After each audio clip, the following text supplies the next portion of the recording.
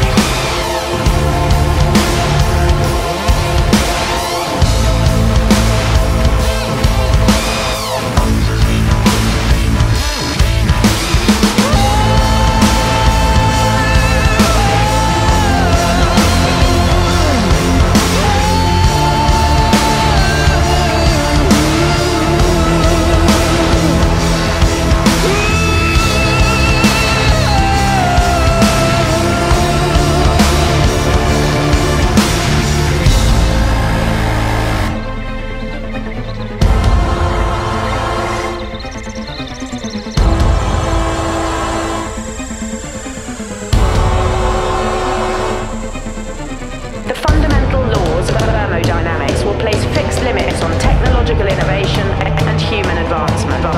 In an isolated system, entropy can only increase. A species set on endless growth is unsustainable.